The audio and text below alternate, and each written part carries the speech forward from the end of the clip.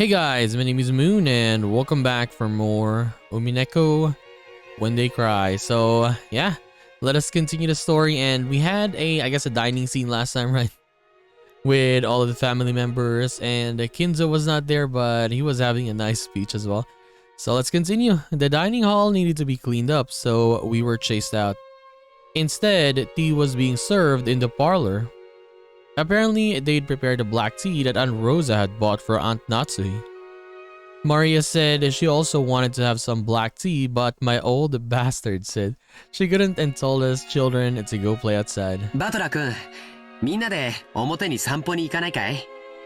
バラでも見に行ったらええ。でも天気には十分注意するんやで。空はまだ明るいが、天気予報はふるふると繰り返しちょる。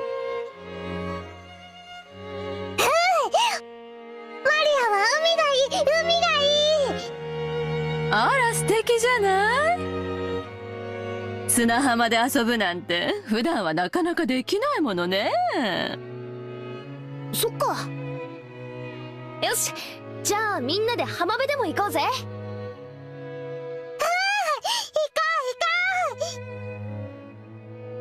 う。マリア、服を濡らさないようにするのよ。靴もよ。濡らさない素直で可愛い。バトラ君、マリアちゃんの面倒ちゃんと見てあげてね。おうよ、任せろ。ほう、お前もキリエに頼まれると素直で可愛いじゃねえか。たまには俺の言うことも素直に聞いてみろよ。へっ、まっぴらごめんだぜ。行こうぜみんな。ほらほら。Okay, the children flew out of the parlor. They were replaced by Genji, who pushed a serving cart in and prepared to serve the tea. The parlor was filled with a sublime aroma which delighted everyone while they waited to sate their thirst. ルドルフのところは家族仲がいいじゃないか。良いことだ。よせよ。兄貴のところには負けるぜ。そうよ。ジェシカちゃん、本当に可愛らしく育ったじゃない。これも夏日姉さんの教育の賜物ね。Honestly, she's just what do you call this? She's including Natsuhi Nesan at the end, right? She's messing with her, is what I'm saying. どうも。Natsuhi answered coldly, and then Natsuhi would just say yes. The conversation broke off then, and the parlor felt silent. Maybe Hideyoshi couldn't bear the silence because he broke it himself with an exaggerated gesture. しかし成長は早いもんやで。いつまでも子供だと思っとったが、図体はみるみるでかくなり、いつの間にか大人の仲間入りや。バトラ君なんか見違えたで。体は大きくなりましたけど、まだ子供です。うちの主人も未だに子供ですけれど。子供と大人の境ってどこなのかしらね。私、未だに大人になったって自覚が持てない。情けないじゃないか。一児の母の言うことではない。そうね。私たちももう子供じゃない。大人同士よ。だから感情的にならず、知的な会話をしたいわね。When Eva smiled with a sharp sarcasm, everyone seemed to get more tense. It felt as though that pleasant tea aroma had been tossed out of the window. 知的な会話なら昔からいつも心がけているじゃないか。お前の嫌味は時に的を外している。昔から変わらない。昔からいつもですって？あらあら。その言葉をきれいに放送して何十年か前のこの部屋に届けてあげたいわね。ねえローザ。Rosa gave a vague smile. She knew that whether she agreed or disagreed, she'd earned the displeasure of one of her siblings. It was a bit of worldly wisdom that had been essential for someone growing up as the youngest sibling. よせよ姉貴。ガキどもがいない間に本題に入ろうじゃねえか。 Oh, the main topic. Here we go. それこそ知的な話よ。 Okay. As Rudolph glanced over the faces of all present, some let out a slight sigh and some let a small look of resignation across their face. They were approaching their unavoidable true agenda. Okay, so I guess we will learn now what they want or what they're gonna do, right? Honestly, these guys are pretty much just waiting for for Kinzo, for their father to die, right? And then, get the share of whatever, right? 去年の時点で余命3ヶ月だったんだ。ってことは、すでにマイナス9ヶ月ってことじゃねえか。いつお迎えが慌ててすっ飛んでくるかもわからねえ状態ってことだぜ。当主様は今でも健在でおられます。このような不穏当な話を日も明るいうちからなさろうとするなど、ルドルフさんの正気を疑わざるを得ません。だがな、夏日さん。こういうしょっぱい話はいざことがあってからじゃ遅いんや。今が元気だからこそ余裕あるうちにしとくもんなんやで。But did they say what is Kinzo suffering from though? Like they just said that, yeah, you have a small time left to live, and that was it, right? They didn't say what he had or anything, or what kind of sickness he had. これも財産のエチケットみたいなもんや。諸君の関心は親父殿のようじゃないか。南條先生、あなたから説明してくださいませんか。Okay. 彼らもそれをお望みらしい。 Honestly, when Krause is talking like this and he's smirking all the time, right? Like, yeah, it's super obvious that he just wants to be the new head now. Head of the family, I mean. Nanju, who had been standing by the window and staring out the rose garden, let out a single cough and realized that he was being called. 南條先生、お父様の具合はどんな感じなんですか。まずはじめに、私が去年申し上げました余命3ヶ月という言葉が一人歩きをしているようですので、その訂正からいたします。言われずともわかるわ。余命というのはあくまでも見込みであって約束ではないとおっしゃられるのよね。さようです。ですから皆さんからたびたびお尋ねを受けますが、いつ亡くなるのかということは決して断言できないことなのです。人の命は体と心に支えられております。体が弱れば危うくもなりますが、それを補う心の強さがあれば小康状態を維持することもあるのです。体はともかくお心はまだしっかりしていて意気健康でいらっしゃれるということですね。キリエ、すまんがしばらく黙っててくれ。ごめんなさい。さようです。金蔵さんの体はすっかり病魔に蝕まれております。ましてやあのような強いお酒をたしなまれ続けてはとてもとても。崖っぷちなのも酒のせい、ながらえてるのも酒のせいか。酒豪の親父らしいね。それで先生、もちろん見込みで結構なんですけども、お父様来年の今日まではさすがにどうかしら。当主様に対してあまりに無礼な質問です。Natsuhi jumped on Eva, not even bothering to hide her astonished expression. Eva stared back daringly, but Hideyoshi realized what was going on and tried to smooth things over with a forced smile. ああ、夏井さん、カニーナ。エヴァ、お前も少し言葉を選ばんか。ごめんなさい。お父様の容体が気になって仕方なかったもので。そうですか。I mean, Hideyoshi, man, he's a good guy when you compare him to Eva, right? Like, we don't know his, I guess, maybe his motives or agenda or whatever, but what I'm saying is, like, when he talks with the kids and with the other persons, he's good, is what I'm saying, right? But let's see how he really is, right? Like, underneath that, like, I mean, he's a businessman, right? So we will see. それは気づきませんでした。No, but what I'm saying is he's caring to an extent. Yes, he's caring. 南條先生、聞かせてやってください。Unlike, for example, yeah, look at Kraus. Like, he doesn't really care, right? Like, he just cares that, oh, when is Otosan gonna fall? When is he gonna go, right? That's all he cares about. 父親の寿命を気遣う娘の麗しい家族愛じゃないですか。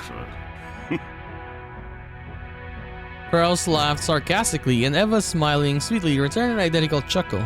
来年までお元気かという質問ですが、医者の私としてはとても難しい。この小康状態がまだしばらくは続くようにも思いますし、何らかの発作が来ればその時にはどうしようもないかもしれません。何しろ六軒島は孤島です。すぐに救急車が飛んでこれるわけではありません。本来ならば本土のしかるべき大病院に入院していただきたいところなのですが、親父殿は高尚な研究を中断されたくないと仰せだ。去年無理に連れ出そうとしたのがあだになったらしい。外へ出れば病院に閉じ込められてしまうのではないかとひどくお疑いになられていてな。すっかりこのざまなのだよ。南條先生の診察は受けておられるの？親父殿は南條先生には心を許しておられる。機嫌が良ければ診察も受けられるようだがね。容体を見はするが、薬を勧めようとも入院を勧めようとも聞き入れてくれん。本当に見るだけですがな。お医者嫌いの方もおるもんや。しかし困ったもんだのう。Nanjo sighed deeply. The purpose of the examination is to determine what medical treatment would be appropriate. Receiving an examination and then not following the advice given makes the whole thing pointless. つまりおさらいすると、相変わらず余命は3ヶ月。瀕死のまま、あとどれだけ長らえるか見当もつかねえってことだ。ルドルフさん、言葉を少し慎まれてはいかがですか？ But yeah, the way they're speaking though, I mean, yeah, and it's obvious like most of them, right? Like they don't really care. They just want him to go now, right? Is what they're saying here. ああ、すまんね。But yeah, the way they're speaking, like, oh, he has like 3 months left to live. Are we sure about that? 昔からこういう口の聞き方なんだ。Like they will not kill their father, right? But they want him to go now. They want him to die. 勘弁してくれ。南條先生のご意見は分かりました。クラウス兄さんから見てどうなの？実を言うと南條先生とは異なる意見でね。とても余命3ヶ月の重病人とは思えないというのが本心だ。怒鳴り声は相変わらず健在で、いつぶん殴られるかとヒヤヒヤしっぱなしだよ。Rudo, when he was making the speech, right, last time? Dude, he looks like he's healthy. Yeah, he doesn't look like he's gonna die. 長男にだけ親父の世話を押し付けるのは実にフェアではないね。来世では俺より後に生まれろよ。さて、話を戻そうぜ。そんなわけで、公正中立なお医者の先生の見解じゃ、いつお隠れになっちまってもおかしくない状態だ。兄貴には悪いが、ここは専門家の意見を採用させてもらうぜ。となりゃ、決して親父の財産を話し合うことは時期尚早ではないってことさ。Which means it's definitely not too early to start talking about dad's assets. お父様の個人資産はおそらく数百億にも届くでしょうね。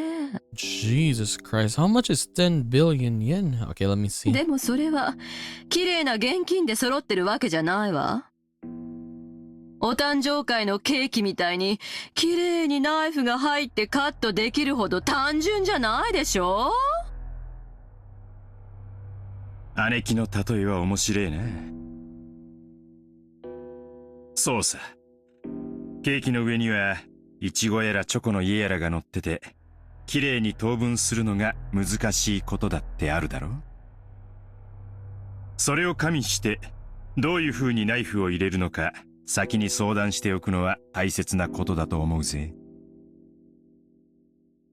それを当主様が存命のうちからさも他界なされたかのように声高に議論される皆さんの気が知れません。あら、必要な話よ。だって遺産相続はその時点で直ちに行われなきゃならないものよ。ましてや栄光ある後宮家の財産は莫大。事前に入念な相談が必要なことはお分かりでしょうが、当家の資産はあなたのご実家とは大違いなんだから。失礼な。私の実家は関係ありません。Natsuhi responded indignantly, though in a low voice, and the already dark atmosphere grew even more hostile. So it says here that 10 billion yen, it's the assets of Kinzo, right? Is $69 million. 予算買えば。夏日さん、堪忍な。口が悪いのは許したってな。Hideyoshi tried to smooth things over by glancing at both with a forced smile, but it only resulted in making the hostility between Eva and Natsuhi even more intense. これ以上はお邪魔なようですな。失礼させていただきましょう。 Nanjo rose from his seat and exited the parlor. Yeah, dude, I would just leave it because yeah, they're talking about money now and assets, and your role is pretty much done now. Yeah, just go outside. To an outsider, it may have seemed like a normal act of courtesy, but his back was watched by several glances, envious of his ability to escape. After the doctor had exited and his footsteps had disappeared into the distance, Krause recrossed his legs. つまりお前たちの言い分はこうかね。親父殿の余命は短い。遺産分配について早急かつ具体的な協議に入りたい。何を焦っているのかね。確かにお前たちの言う通り、後宮家の財産を算定し分配するのは簡単なことではないだろう。なれば、じっくりと算定すべきじゃないのかね。お前たちは今晩のうちにもケーキを切り分けたいと焦っているように見える。そうだろう、ローザ。何を焦ることがあるのかね。焦ってるわけじゃない。でも兄弟の間での取り決めは必要。それはいつでもいいことだけれども、お父様の具合が悪くなっていてその日が近づいているというなら、先に話だけしておいてもそれは請求とは言わないと思うし。 Rosa shot a glance at Eva and Rudolph. As the youngest sibling in the family, it was hard for her to be cross-examined by the eldest. ほう、それはお前の本心かね。兄弟で一番素直で綺麗な心を持っていたお前がそんなことを言い出すとは思えんね。そこの二人に吹き込まれたんじゃないのかね。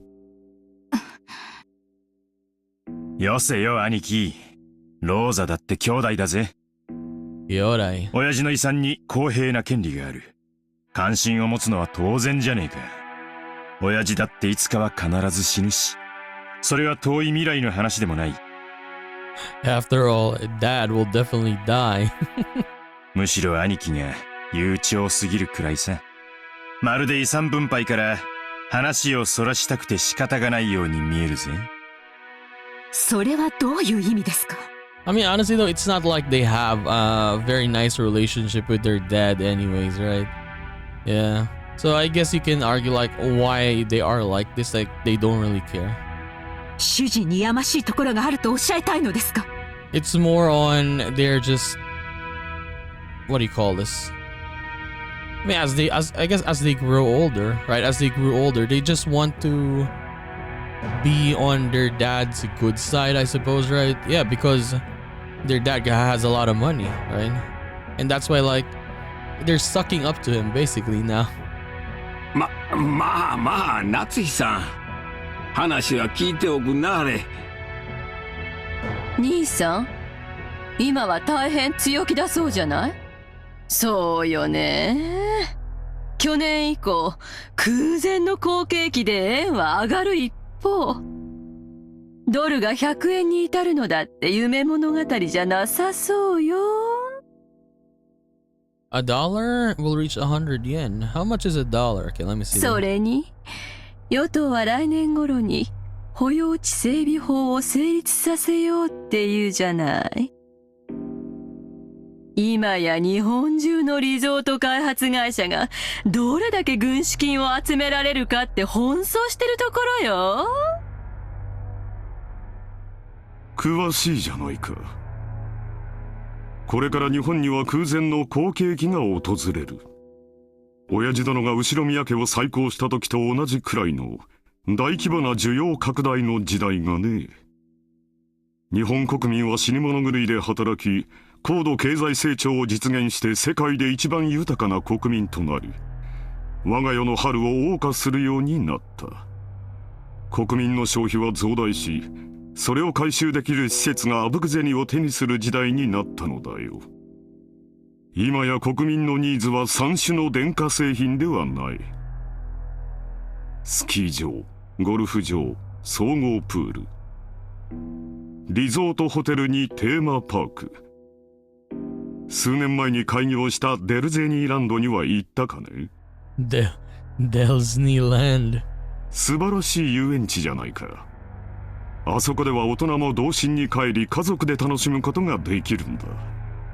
かつて家族を顧みずに滅私奉公することだけが美徳だった時代はもはや終わろうとしている。我々は世界で一番豊かな国民としてようやくそれを享受できるようになったのだよ。クラウス兄さんの読みは大したもんや。わしも数年前に聞いた時はそんなアホなと思ったわ。でもな、G5 のプラザ合意聞いてから変わったんや。円はみるみる強くなり、地価はこれから天井知らずに上がるやろ。But yeah, what is the timeline of this game, by the way? Like 1980, was it 85, 86, right? So I was playing a game called Yakuza, right? And the first, or the Yakuza 0, was set in, yeah, basically this time as well. Was it this 0 or was it Yakuza 1? But basically like Japanese or Japan was booming on that time, right? It was called something like a bubble or something like that. I forgot what it's called. So I guess that's what they're talking about here, right? 日本が世界経済の中心になる日も遠くはない。兄さんは時代を見る目のあるお人や。So pretty much like they're mirroring what is happening, like what happened in the real world to this one. それだけは間違いないで。秀吉兄さんに同じだ。兄貴は10年越しで時代を読めてるよ。その嗅覚は親父譲りだろうな。大したもんだぜ。だが親父と違ってちょいと見通しのタイミングを読み違っちまったところはあるよな。兄さんは必ず日本が好景気を迎えると信じてあちこちにリゾート計画を起こし、その兄さんの読み通りの時代は確かに訪れつつあるけど、その時期を読むことには失敗したわね。早すぎたのよ。そして焦って清算して結局は傷口を広げたわ。By the way, how about we change this one, by the way? This, what do you call this? This one? The box right there, right? Like, sometimes we cannot read it anymore because when it goes to down, like, it's so... Okay, I think this is much better. Let's try this one instead. 本当に嗅覚が当てになって好景気が訪れることを読めていたなら生産するわけない。Like, there's no opacity in this game, like, to make it a little bit darker for the box right there. これって兄さんが自分で自分の才能を信じてない証拠じゃないの？失礼な。But yeah, I don't like this color though. 主人を侮辱するつもりですか？ Natsuhi's forehead creased as she rose from the sofa. Eva, paying this no heed, stared at Kraus with a confident smile. Kraus, who also maintained his confident appearance, told Natsuhi to sit down. よさないか、夏日。昔からこういう言い方しかできないやつだ。少し落ち着きなさい。また頭痛に触る。兄さんに才能がない証拠は私たちのすぐ近くにもあるわよ。だって兄さん、この島をリゾート化するって張り切ってたじゃない？ Oh, so he's planning to turn this, pretty much their house, I guess, to a resort. I mean, it would be nice for business though, right? Yeah. 素敵なリゾートホテルも建てて、庭園もきれいに整備して。私は素人だから分かりかねるけど、相当のお金を使ったんでしょう。だから何だというのですか？主人の事業はあなたとは関係ありません。いいや、そいつは違うぜ、夏日さん。六軒島は兄貴のものじゃない。親父のものだ。もちろん建てたホテルは兄貴のものだぜ。But I don't like that colors there, man. Let's just return to the other one. I'm sorry. Okay, let's return here. なんなら、俺たちは今夜の宿泊料を払ってやってもいいさ。な、ローザ。それはまあ持ち合わせで足りるなら。リゾート化できればこの島の資産価値は上がる。支出がかさんだことは事実だが、未来に大きな収穫を期待できる。そうなれば結果的にお前たちにとっても有益なはずじゃないか。それはわかるわよ。この島の価値が上がればそれを遺産分配する時の私たちの取り分も増えるもの。もちろん島や屋敷を4分の1ずつ切り取れとは言わないわ。それを算定したお金で解決してくれればいいだけの話よ。そこまで分かっているなら私の事業に何の不満があるんだね。不満じゃねえさ。不安なのさ。第一兄貴、あのホテルいつになったら開業するんだ？このままじゃ俺たちの手垢だらけになっちまうぜ。そうよ。大切な商売道具でしょ。確かに開業するまでずっと鍵をかけておくわけにもいかないわよね。少しは使って風通しを良くしないと建物は傷んじゃうもの。でも私たちが年に一度泊まるだけのゲストハウスって言うんじゃちょっと豪勢すぎやしないかしら。ねえローザ。そうね。In her voice though. Eva is so annoying, man. あんなに素敵ならオープンしたらさぞや人気が出るでしょうね。ああ、あなたが前に言ってたホテルってゲストハウスのことだったのね。Like Eva's voice is like mocking, right? Whenever she talks, it feels like she's mocking everyone whenever she talks. 立派なもんだろ。ローザの言う通り、オープンできたら人気が出るだろうよ。The lodging they had been guided to wasn't originally intended to serve as a guest house. It was originally constructed as a resort hotel. However, even though it was built 2 years previously, there was still absolutely no prospect of it opening. 兄さんのいつもの事業と同じよ。着目や企画はご立派。そしていつも途中で立ち行かなくなって何も回収できずに終わる。この島をただ住むだけにしか使わないのはもったいないって兄貴の着眼は立派さ。そしてリゾート化してマリンスポーツやらフィッシングやらハネムーンやらを誘致して盛り上げようってのはなかなかいい絵だったと思うぜ。俺だって長男だったならこの島を何かに有効利用できないかと頭をひねったに違いないさ。でももう出来上がってから2年も経つのよ。2年経って未だに開業のめどはつかないの？任せてる管理会社はどこ？失敬な。それは主人の手落ちではありません。主人の仕事を請け負う会社間でトラブルが生じているだけで、うちはあくまでも被害者です。しかしな、クラウス兄さんが任せてる例のとこ、あまり噂は聞かんで。はっきり言ってあげなさいよ。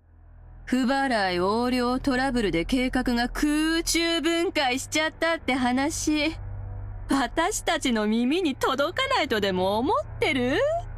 Wait, what? And the other issues led to the project disintegrating with 裏も flight. 取れてるんだから。何の裏だか存じませんが、事実無根です。観光業への新規参入には方々への根回しが必要になります。Okay, so I guess, yeah, they're having problems. 相手が信用に足りるかを測ることも大事です。So I guess that's why they're very, very, what do you call this? They want the money now, right? それに手戻っているだけに過ぎません。ホテルの完成が早すぎて勇み足になったことは認めよう。だが維持費がかかってるわけじゃない。やがて大きな意味を持つ布石だ。嘘つけよ。生産したくても売れないだけだろ。観光ルートの確立してない何もない離島にやたら豪華なホテルなんて買い手がつくわけもねえさ。それに事業に集めた融資はどうなってんだよ。維持費はかからんでも返せん借金は膨らむ一方や。すまんがクラウス兄さん、この島の開発計画の話ちょいと調べさせてもろたんや。正直こっちもええ話は聞かへんのや。秀吉さん、確かに今の財政状況だけを見たらそういう印象を持たれるかもしれない。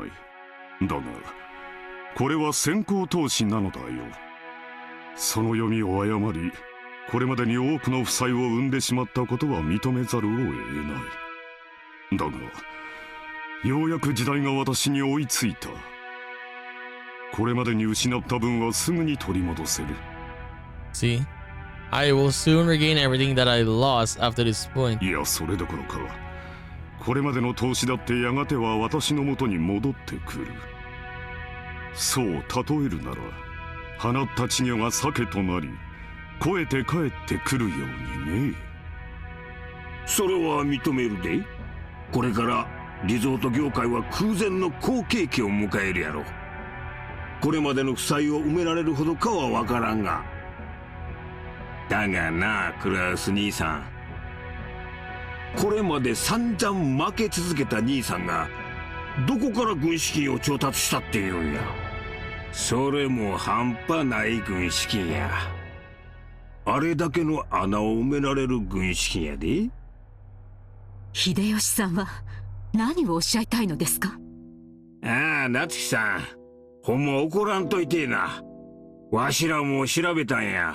これまで負け戦続きのクラウス兄さんに最近の強気な莫大投資を支えられるほどの融資を誰ができたんか調べたんや。So they are really looking into this, I mean. 結果いねえんだよ。Okay, to be そ discovered んな後ろ盾は。that no such backer exists. 弱り目と逆に張るのがマネールーレットの鉄則だ。兄貴はこの界隈じゃちょいと知られた弱り目さ。確かに時代は好景気を迎えようとしているが、これまでの兄貴の失敗等を天秤にかけてその上で勇士に値すると思う連中がいるのかって言ったら誰もいなかったのさ。ならね、そのお金をどこから調達したのってことになるのよ。ほう、興味深い話じゃないか。それであなた、 Okay, tell us then. このような暴言をいつまで放置されるつもりですか？座れよ、夏日さん。 Sit down. 担当直入に言おう。兄貴は親父の個人資産を自分の事業に流用してる。 So he's already been taking money. Okay, I guess. これはほぼ間違いねえ。これが俺たちの誤解だってんなら、どうかぜひそれを解いてもらいたいもんさ。ルドルフ、流用なんてもんじゃないわよ。これは横領よ。刑事告発できる立派な犯罪なんだから。無礼極まりない。仮にも後宮本家跡継ぎの後宮クラウスに向かって信じられない暴言です。暴言じゃないわよ。図星でしょ。なんとか事業を成功させてこれまでの損失を埋めたいんだけど、その穴は広がっていく一方、博打の穴をさらに大きく張った博打で埋めたいだけよ。その軍資金がすぐ近くにあったなら手をつけるのは道理。はっきり言うわ。兄さんがしているのは横領よ。お父様に対する裏切りよ。叱るべき決着がついた後には司法に委ねることになるでしょうね。そんな輩に後宮本家跡継ぎを名乗らせるとお思い？言うにこと書いて、当主様への裏切りとは聞き捨てがたい。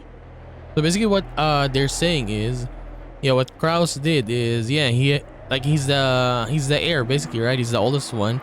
So he's been entrusted with Kinzo's, yeah, I guess money, assets and all that. But he's been using them without the knowledge of Kinzo. That's what they're accusing him of. この栄光ある後宮家の敷居をまたぐ資格はもはやあなたにはありません。 And then, yeah, Natsuhi here is, of course, protecting her husband. 即刻ここを出て行きなさい。さあ、ほら。 Natsuhi, who had already reached the limits of her anger, shouted at Eva in rage. She then pointed alternately at Eva and the hallway, demanding that she leave. Eva took out a folding fan and fanned herself with it, glaring maliciously at Natsuhi as though silently daring her to repeat what she'd said. However, her mouth was still smiling, a curve in the shape of a crescent moon. In that unpleasant silence, Rosa gulped. ねえ、夏日姉さん、誰に向かってそんな口をお聞きなの？無礼極まりない主人の妹に対してです。これ以上は私も本家の台所を預かる者として聞き捨てなりません。台所を預かる？this voice actor.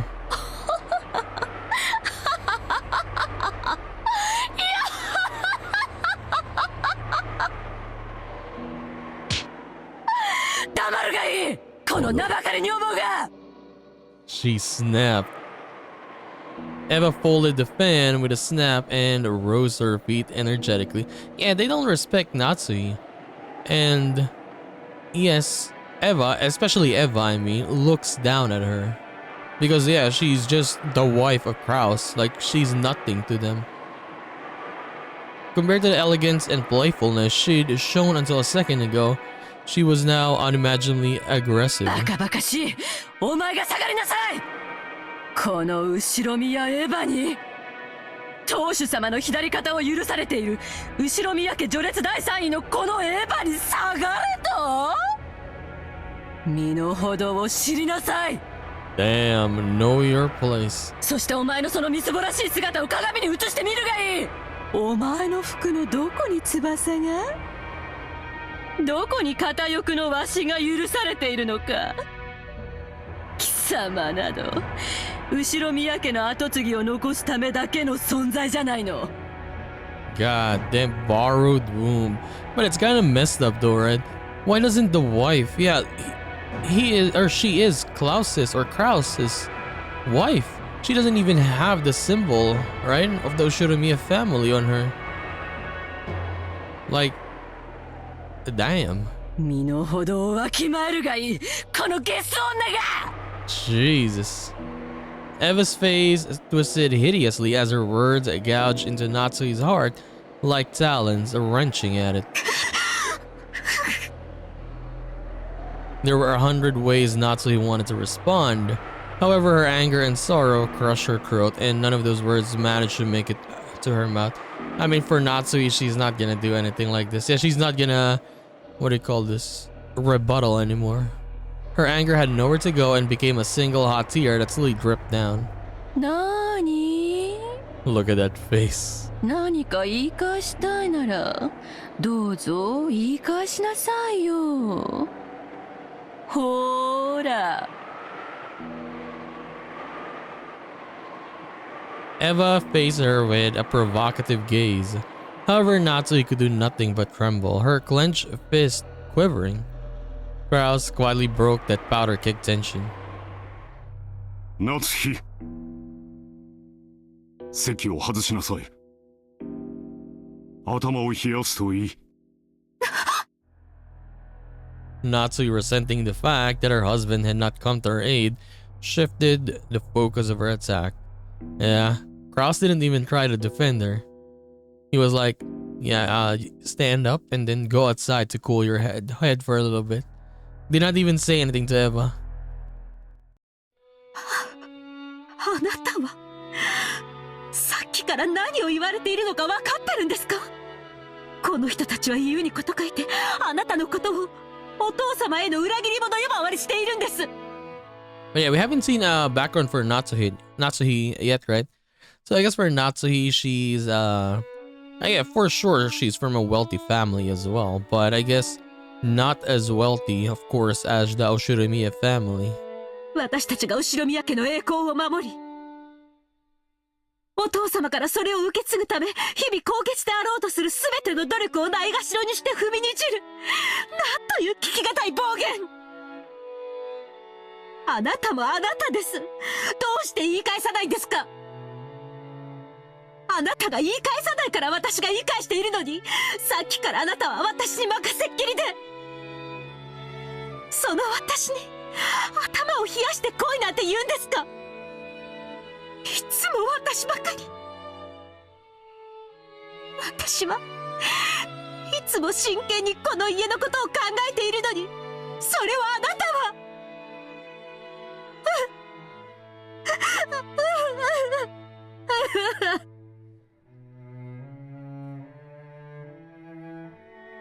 Natsuhi was already unable to hide her tears. She flew from the room in that state. After that, all that remained was somewhat embarrassed mood about the parlor.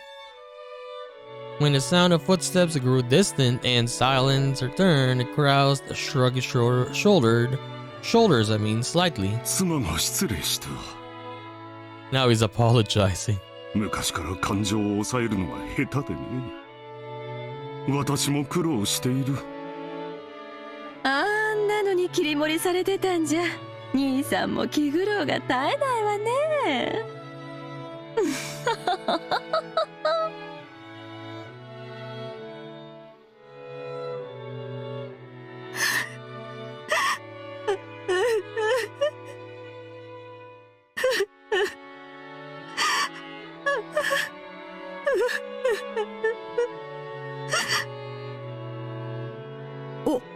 奥様。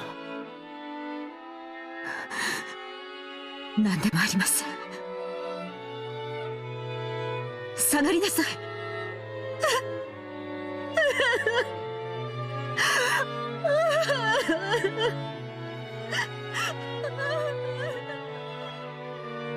Natsuhi flew into her room and threw herself onto her bed, lamenting. Those heart-wrenching sobs reached Kumasawa in the hallway.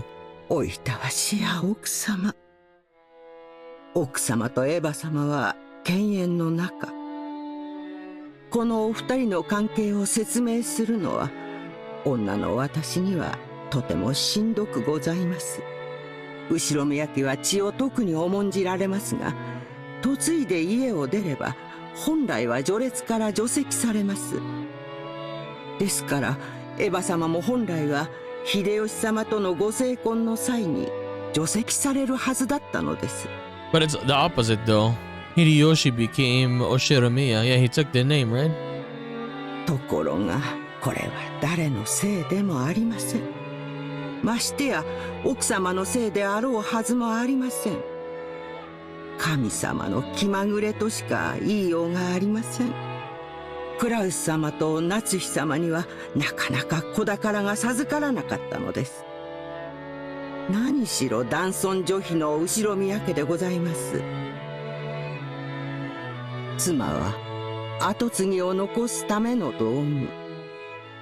その妻が唯一の役割を果たせないのなら、もはや人間扱いなどされません。当時の奥様が親方様からどれほど責め苛まれていたか思い出すのも苦しゅうございます。そんな中、エヴァ様に秀吉様とのご結婚の話が持ち上がりました。エヴァ様は狡猾でした。奥様がいつまでも身ごもられないことにつけ入って親方様に取り入ったのです。入り婿を取って自分が跡継ぎを産むと吹き込み、ご自分の席を後宮家にとどまらせるよう認めさせたのでございます。後宮家に嫁ぎ外様扱いの奥様と入り婿を取る形で血族として残ったエヴァ様は後宮家の序列の中では雲泥の差。しかもエヴァ様は先にそれも男児をご出産されております。I mean, I guess, yeah, George is the oldest one of the cousins. どれほど奥様の立場がエヴァ様の前で弱いものであったか、お察しいただけますでしょうか。奥様にとっては、もし自分がすぐに解任することができれば、エヴァ様の入り婿など親方様に認めさせずに済み、今日のエヴァ様の増長を許さずに済んだだろうという悔しい気持ちがあるに違いありません。しかしそれは奥様のせいであろうはずもない。すべては気まぐれな神様とジェシカさんをお届けすることが遅れたコウノトリのせいなのでございます。だからといって奥様にはそうと割り切れるはずもない。ただただ妻としての責務を全うできなかったことに、女として悔し涙をこぼすしかできないでしょう。はあ、老いたわしや。私には何もできず、こうして物陰から見守ることしかできないのです。I mean, what can you do, right? What can you do? Umineko no naku koruni. We crossed the hall again on our way to the entrance. As we did, we once again spotted the witch's portrait. However, spotted is probably not the best word to describe the experience. It was more like our eyes were inexorably drawn to it. The woman's eyes, with their sage-like glamour, definitely had the power to make those who viewed it stand rooted to the spot. 魔女ベアトリーチェか。Beatrice. 本当かね。I wonder though, like I want to see what the backstory for this Beatrice is, right? I mean the full on, like say real backstory for this. バトラ信じてない？ Back when he had asked what this picture was, the first person to tell him had been Maria. Therefore, when Butler showed signs of doubt, Maria must have felt that Butler didn't have faith in her. Of course, that wasn't what butler meant. Maria ran after the portrait and began banging on a plate hanging below it. Maybe the title of the portrait was written there? Maria, trying to prove that she wasn't lying, obstinately continued to hit the plate. ああ、悪い悪い。別にマリアが言ったのを疑ったわけじゃないぜ。バトラ納得。When he patted Maria's head and apologized, she seemed to accept it, sticking out her chest and proudly oohing. なになに？我が最愛の魔女ベアトリーチェ。懐かしき故郷を貫く。って、なんだこの怪しげな長い碑文はよ。The plate did have the title of the portrait written on it, but it was much too big to contain only that. Beneath the title was what appeared to be a long epitaph. If you just skimmed over it, several unnerving words would jump out on you. すげえだろそれ。すげえ。じいさまが書かせたものだよ。意味深だろ？マリア知ってる。黄金の隠し場所。おいおい、後宮家の隠し黄金の話か？そりゃまた懐かしい話だね。っていうか兄貴、これこれを書かせたおじいさまは、この絵とこの碑文に関しては何も語ってくれないんだ。でも親類たちの間では、おじいさまの黄金の隠し場所を記したもので。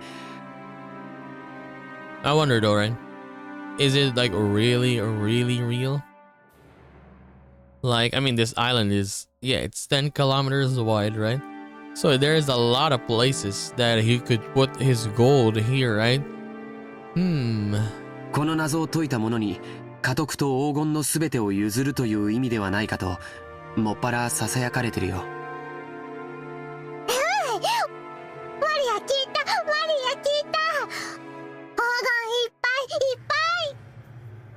さてな、10トンの金塊なんてね。Wait, what? 10 metric tons of gold bars? Is that even possible? 10 tons. 1,000 tons is 1,000. I don't know. 1,000 kilograms is a ton, right? 10 tons? Oh my god. 私はちょいと眉唾だけどな。しかしよ、こんな碑文を読んじまうとマジかなって気になっちまうな。How could you even move something like that, right? Yeah. I think I already explained their grandfather's upbringing. Yes, you did. But let me also mention the Ushiromiya family's legend of the gold. Grandfather succeeded the Ushiromiya family after it was destroyed in the Great Kinzo earthquake. And by successfully riding the stormy seas after the war, he managed to accumulate great wealth. That much of the story everyone knows. However, this is where the strange part begins. Part of it involves the grandfather's black magic obsession, so its credibility is extremely low, but... well, wait until the end before you doubt or make fun of it. After the war, a grandfather correctly predicted what the future would hold and won in a huge gamble, accumulating a vast store of wealth. But there's a mysterious legend about how he gained his initial funding. Grandfather came from a branch family and had no connections in the business world or the financial world. Even though he later built connections with occupying forces, he supposedly started as a nameless person who hadn't yet gained anyone's trust yet. It takes trust to gather money. There's no way anyone would lend money to someone they didn't trust. How did grandfather, who had no reputation at all, manage to obtain his first vast chunk of funds? When asked that question, her grandfather supposedly answered like this. On a certain day, I encountered the Golden Witch, Beatrice. Grandfather then went on and on about his continuing research into alchemy and techniques for summoning demons in order to become a great magician. Dude, I never understood this. But yeah, I would never want to like summon demons. Dude. Come on, who would want to do this? And the entity summoned as a result of the demon calling ceremony was the Golden Witch Beatrice. Like, this kind of stuff always involves something violent, right? It always involves something like that, right? I don't know. He then apparently made a contract by which he would receive a fortune and an honor in exchange for his own soul. So the witch then granted grandfather 10 tons of gold. If this were you, would you do it? Would you trade your soul for 10 tons of gold? Let's say, you would live until your max age, right? You wouldn't, let's say you're not gonna get sick or anything like that. You will die old age. But yeah, you will get 10 tons of gold, but in exchange you would give your soul up when you die, of course. Would you still do it? Me personally, I don't know. If I saw the 10 tons of gold. But yeah, I don't want to. But who knows, right? Who knows? Grandfather uses gold as collateral to prepare a vast quantity of funds, which then he used to multiply his wealth many times over and revive the Ushiromiya family. It seems his story is so old that even her parents were told it when they were still children. So back when our parents were young, they explored this island in all sorts of ways, believing the gold grandfather received from the witch might be hidden somewhere. However, since there was a danger of them getting lost in an abandoned forest, grandmother began to spread a story that the witch lived in the forest and and approaching it was forbidden. Yeah, to basically like scare everyone now. そんな話があったな。俺たちも小さい頃、親からその話を聞かされて、宝探しと称して島中はあちこちうろうろして、森で迷ってワンワン泣いて、しお兄さんに見つけてもらって、親にめちゃくちゃ怒られたんじゃなかったっけ？懐かしいぜ。バカだったよな。だってよ、じいさまはその資本金で儲けた挙句でこの島を買うんだぜ。この島に来る前から黄金を持ってたってことになるじゃねえか。この島にあるわけがないぜ。そうとも限らないよ。その黄金が元からこの島に隠されていて、それを確実に自分のものにするためにこの島を丸々買い取ったとかね。I mean, it could be, right? Because yeah, back then it was a time of, for example, time of war, right? Yeah, it could be like that, right? Yeah. Maybe there was already a gold here, as our Aniki or George Aniki is saying, and then Kinzo found out about it, and then he got the island, right? Because of it. 何しろ10トンもあるんだもん。安全な場所に移すより隠し場所そのものを確保する方が現実的だよ。True, yeah, I guess true. Because yeah, how can you move 10 tons of gold, man, into an island, right? この碑文を書かせたのは2年前。それもじいさま自身ってなると、なるほど。黄金伝説も信憑性が増してくるじゃねえか。じいさまが後宮家復興の資本金にしたという魔女に授けられた黄金が10トン。そいつがどこかに今も眠っていて、じいさまはこの謎を解けたやつに全部を譲ろうって、そういうつもりなのかもしれねえ。へえ、じいさまらしいセンスというか、なんというか。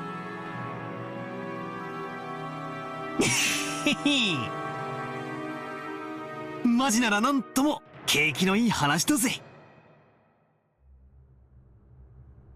The epitaph carved into the plate was very mysterious, with something like a poem or something written on it. The text was incredibly disturbing, filled with the signs of grandfather's black magic hobby, and its contents were in truly bad taste. But it could definitely be viewed as a puzzle, which, if solved, might lead to the hidden gold. そういうつもりなのかどうか、おじいさまの胸中は想像もつかないけどね。一つ言えるのは、このうさんくさい碑文をおじい様は一族全員に告示するかのようにここに掲示したこと。そして黄金の存在はほのめかしながらも、未だにその隠し場所について一切触れないこと。そこから親たちが想像を膨らませて、おじい様の知恵比べに違いないって言い出した。欲の皮が突っ張ってるうちの親父あたりだろうぜ。こんな世まい事を真に受けてるなんてよ。じい様の黒魔術趣味はバカにしてるくせに、この隠し黄金の話だけは信じてやがる。調子のいい話さ。確かに現実的な話じゃないよね。当時無名で何のコネクションもなかったおじい様に無償で莫大な金塊を融資する人物なんているわけがない。それがいたからこそ、おじい様はそのスポンサーを魔女と呼んだというなら考えられない話じゃないけど。でもよ、10トンだぜ、10トン。一体現金に直したらいくらくらいになるんだ？っていうか、とんでもない量になるはずだぜ。Yeah, how much, let's say yen is that? とんでもない量だよ。How much? 人類が有史以来発掘した黄金はせいぜい10万トンって言われてる。100,000 metric tons. 人類の歴史が手にした黄金の1万分の1を個人が手にしてるっていうのはとてつもないことだよ。I mean, true, yeah. 10 tons to one person? それが一箇所にあり、しかもそれをおじい様にポンと貸し出せるような魔女。ただものじゃないね。私はよ、その10トンって数字ももはや嘘くさいと思ってるぜ。第一よ、じい様以外に見たやつはいないんだろ。仮に気前のいい魔女が実在して黄金を貸したとしても、それは10は10でも10キロぐらいの間違いじゃねえのか。10キロでも相当いい金額になるはずだぜ。 True, yeah. 10キロの黄金っていくら？ Maria, who wasn't following the story and felt like she was being spoken to in riddles, finally found a place where she could ask us a question. It was a question I also wanted answered right then. It still felt like a huge amount, but I had no idea exactly how huge. And so George Aniki folded his arms and tried to remember the market price of gold. Okay, tell us. さあ、金も相場の影響を受けるから何とも言えないし、純度や鋳造先の信用によっても変わってくる。換金に手数料もかかるし。ただ希少金属であることは間違いなくて、このまま採掘が進めば人類はあと半世紀ほどで全てを掘り尽くしてしまうんじゃないかって憶測もある。Alright, this dude, man, just give us a figure, man. デタラメに言って1キロあたり200万円程度の価値はあるんじゃないかと思うね。Dude, 2 million per kilogram. Oh my god. That's big. 私よ、10キロってのは今適当に言った控えめな数字なんだけどよ、それでも2000万円の価値があるってことになるじゃねえかよ。20 million yen. How much is 20 million yen? マリア、体重28キロ。ということはマリアちゃんと同じ重さの黄金なら、その価値は5000万円を超えるって計算になるね。50 million yen. So 28 million yen is said here is like $140,000. There's 10 kilograms, right, of gold. Imagine 10 tons of it. Oh my god. そりゃたまげるな。 Hey, what can you even buy with that anyway? Like, you don't need that much money. 10トンならいくらだ？ 10 キロで2000万が1000倍だから、はあ、200億円か？ 20 billion now. こりゃたまらねえや。 How much is 20 billion yen actually worth? We can only measure it relative to our own pocketbooks. Anyway, let's say that the person's wages over a lifetime are about 200 million yen. Dude, can people earn 200 million yen these days? Hell no. I mean lifetime wages. You grow up and work like crazy, sacrificing your life for your company, and you're finally freed as you approach old age. I mean 200 million yen if you are rich already with that, right? Everything including retirement money might add up to about 200 million yen. In other words, that's the amount of money that'll be made throughout a human's life. You know, you could even call it the value of life. So yeah, 200 million yen is like 1.4 million dollars right now. So 1.4 million dollars. I mean, I guess you could argue like in the richer countries, the Western countries, yeah, maybe you could earn that. But in poorer countries, dude, hell no, not even half of that. You couldn't earn that in poorer countries. So 100 times that sum is an unbelievable amount of money. If you work from age 20 to 60, that's 40 years of work, so it's equal to 4,000 years of work wages. If you work every day starting from the Jomon period, you'd only reach that number about now. 200億円ってすごい？ああ、すげえよ。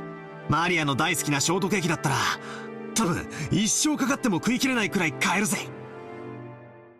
でも200億円という現金ならいざ知れず、それと同等の金塊がひとところにあるなんてとても現実的とは思えないね。Imagine that, right? You stumble in a cave and you see 10 tons of gold there. And you're like, oh, I wanna get some of it. And you have only a small bag. さっきも言った通り、黄金は非常に重くて、財産をまとめておくにはちょっと便利とは思えないよ。ものすごい額面の有価証券とか、ものすごく価値のある宝石とか、そういうものなら考えられなくもないけれど、戦時中の混乱期に自分の資産を持ち運べるよう全て宝石などに変えた人たちがいたのは有名な話だからね。でも黄金で資産を備蓄したというのはなかなか聞かない。確かに重いけどよ、国際的に一番信用されてて価値も安定してるし、意味はあるんじゃないのかな。証券とかだったら国が滅びちまったら紙切れになっちまうわけだし。 True, and yeah, gold has worth every time. You have a gold bar, you can bring it to another country. But yeah, for example, as this one, as Jessica is saying, if the whole country goes under, your money or the paper is basically worthless now, right? But if it's gold, it is gold. そういう考え方もあるね。でも 10kg のインゴット一つでも体感重量は相当のものだよ。聞いたことない？ 50kg の人間は背負えても 50kg の俵は担げないって。それだけの莫大な重量の金塊を個人が所有するリスクと手間は計り知れないね。ってことはつまり200億円の札束がうなってるって話ならともかく、200億円分の黄金が山積みになってるってのはちょいと現実味がないわけだな。そういうことになるね。黄金伝説なんて響きはとても面白いんだけど、そもそも10トンの黄金という時点で少々無理があるね。そうやってリズムで考えるとみるみる嘘くさくなっていくぜ。 They're talking about how impossible it is, right? And then later it's gonna be revealed like, oh, it's actually true. And we're actually gonna see it. That would be nice. Can't wait for that. 夢のない話さ。でもそこは何しろあのおじいさまだからね。親切なお金持ちからの融資を大げさに吹聴して魔女から授かった10トンの黄金なんて例え方をしたのかもしれないよ。10トンという数字も象徴的な感じがするしね。つまり借りた金のありがたさは10トンの黄金に匹敵する価値があったってなこと。じいさまに大金持ちの勇敢マダムが気前よく恵んでくれて、そのご婦人を魔女と呼んだってこことじゃねえのか？ I see, and Jessica's example isn't bad. Someone who generously lent a huge sum of money to grandfather when he still had no reputation might as well be called a witch. Furthermore, grandfather actually did use that money to build a vast amount of wealth later on. The fact that this person was so great at judging people might also justify calling her a witch. Also, since she went to the trouble of lending all that money, she might enthusiastically overseen how it was spent. The decision to unexpectedly get involved with occupying forces and profit from the Korean War demands might have been inspired by the witch itself. That might explain why he claimed to have received both wealth and honor from her. なるほどな。ってことはつまり、この魔女様は後宮家復興のための資金を恵んでくださった復興の大恩人ってわけだ。となりゃ、じい様が感謝の気持ちを込めてこんだけでかい絵を描かせて掲げさせたってのも、なるほど、おかしい話じゃないのかもな。ひょっとするとよ、当の本人は見るからに魔女っぽいばあさんだったかもしれないぜ。それをじい様が美化してこんな美人に描いてくれたってのは考えられる話さ。案外当の本人に会ってみたらこんなに美人じゃないかもしれねえな。ありえるね。ベアトリーチェって名前はいかにも洋風だけど、僕たち一族の名前がみんな洋風であることを考えると、このベアトリーチェって名前も日本人名を無理やり洋風にアレンジしたものなのかもしれないよ。なるほどなるほど。この美人は絵の中にしかいないってわけだな。それじゃあの立派そうな胸は揉めそうにないぜ。鼻っから魔女なんておかしいんだよな。そんなのが地球上のどこにいるってんだ。I laughed and made fun of the witch, trying to distinguish myself from the kid I was 6 years ago, who feared the witch of the forest when Maria tugged at my sleeve. I could tell how hard she pulled that she was a bit upset. なんだよ、マリア。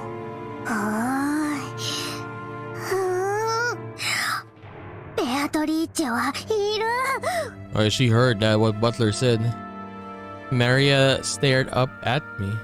She had on her usual sour look, but I could tell she was angry by the color of her eyes. 魔女いる。魔女はい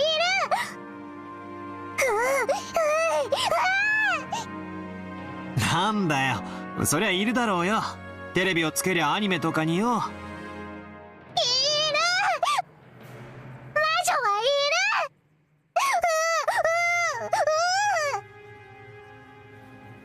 I started getting impatient, not knowing why Maria was jumping on me like this.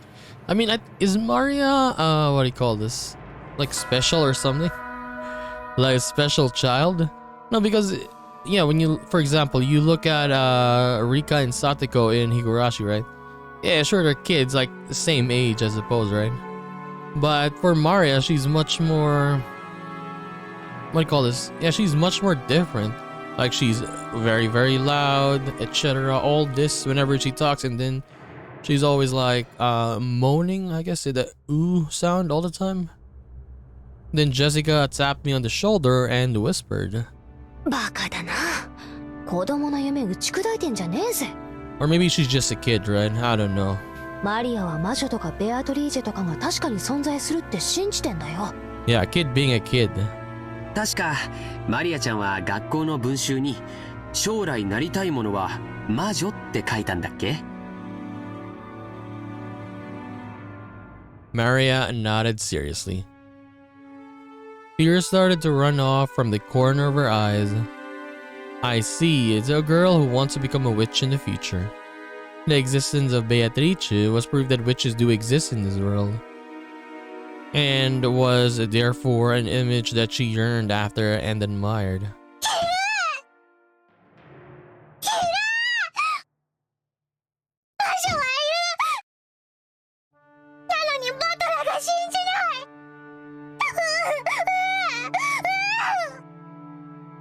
Mm, いるよ、魔女は。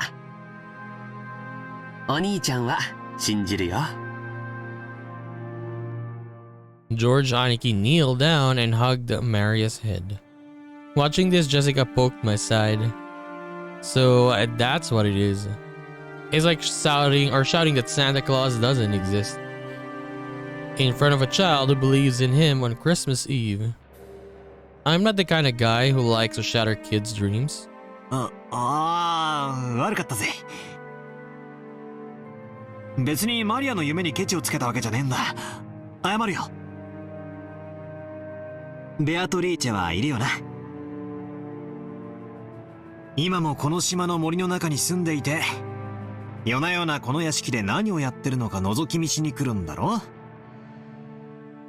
だから森には入っちゃいけない。夜はいつまでも暗い森を眺めていてはいけない。森の魔女ベアトリーチェに見つかってしまうかもしれないから。ばあ様がそう言ってたんだもんな。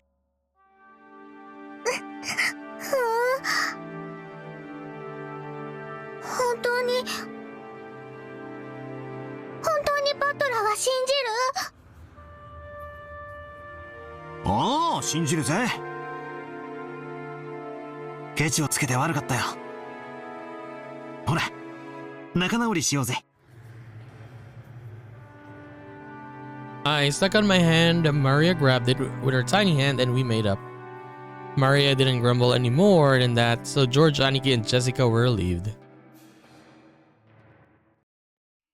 あら、シャノン。皆様、ここにいらっしゃられたんですか。てっきり海岸へ行かれたとばかり。Shannon-chan, carrying a basket, was surprised to find us all gathered in front of the portrait. シャノンか。いやさ、バトラはベアトリーチェの肖像画を初めて見るからさ。まあ、見とれてたってわけだぜ。そうですね。見とれちゃいますね。ベアトリーチェ様って本当にお綺麗です。Beatrice. さぞや親方様を虜になさったろうと思います。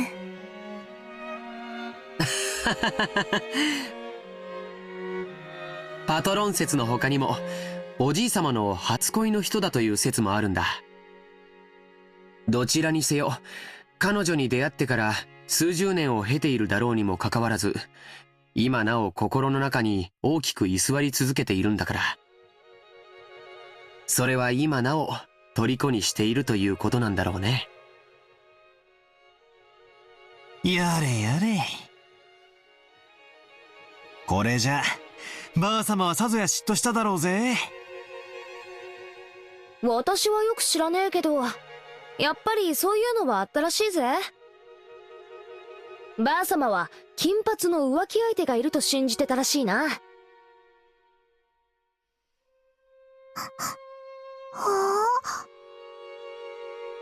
いい匂い。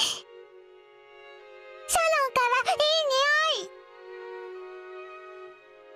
Maria, sniffing, approached the basket Shannon-chan was holding with interest. After hearing that, I noticed a fragrant scent with a touch of vanilla. 申し訳ございません。熊沢さんからこれを皆さんにお届けするようにことづかりました。なんだろう。素敵だね。クッキーだ。クッキー食べたい。クッキー食べたい。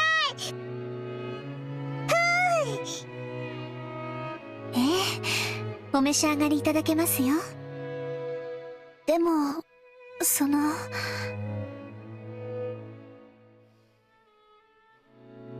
Would it be appropriate to serve cookies in a place like this in front of the portrait? Shannon-chan sent us a glance and seemed to ask what we wanted to do about it. Well, yeah, I guess eating here would be bad manners, generally speaking. マリア、ここじゃなくてよそで食べようぜ。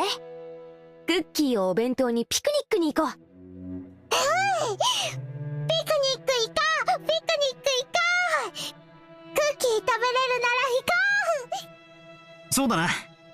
ちょっと表の空気を吸いに行くか。魔女様の御前でつまみ食いもねえもんだぜ。そうだ、もともと私たちは浜辺に行こうって言ってたんじゃねえか。行こうぜ行こうぜ。シャノンちゃん、申し訳ないんだけど、腰を下ろせる敷物と水筒にお茶を入れてきてもらうのをお願いしてもいいかな。は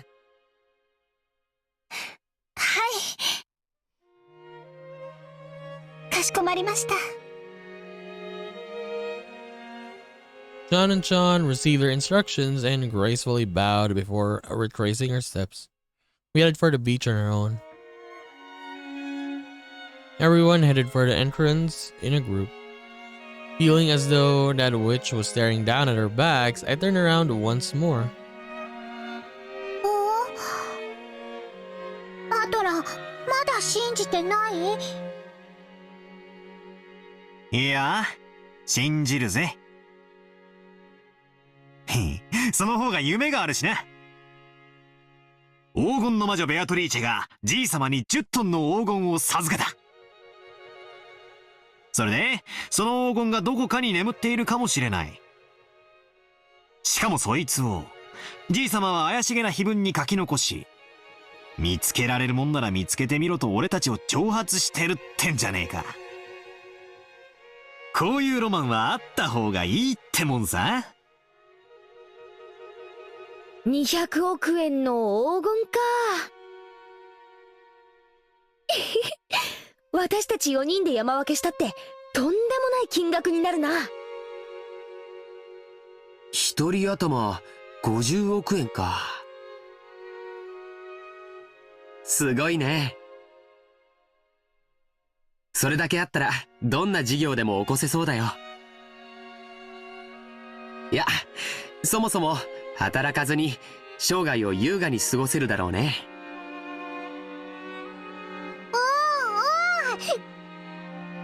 50億円よりクッキークッキー。マリアには金よりクッキーだな。しかし50億円か。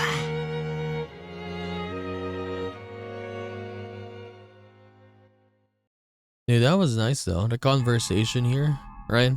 バカバカしい。 So basically we had like two conversations in this episode. Yeah, one with the parents and one with the kids. With the parents being much more intense, right? And then with the kids, just talking about the legend of the gold. So it was nice having that second part. I mean, after that tension with the parents there. But yeah, the scene with the parents is also nice though, because yeah, we learned, I guess, their intentions and what they were doing, all of that stuff, right? So we'll see what happens, right? Is the gold real? I want it to be real though. I want it to be real. But if it's actually real, I hope they show it, for example. Because in Higurashi back then, whenever they were talking about stuff, right, they wouldn't really show it. For example, yeah, they will just describe it, but we will not see a picture of it or anything like that, right? But yeah, hoping this game, when for example, when there's actually a gold, like 10 tons of gold, they show us a background of the place and yeah, filled with gold. That would be really nice to see. So anyways, we are gonna continue this and do more of Umineko When They Cry in the next one. So I'll just see you then, guys. Bye bye.